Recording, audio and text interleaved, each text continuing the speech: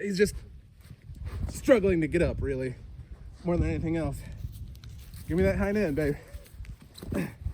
There we go. So by the time I get that far, I'm exhausted. Oh, babe, we are almost done. We're halfway there. Ugh. Give me that hind leg.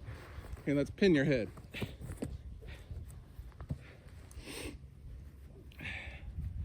All right.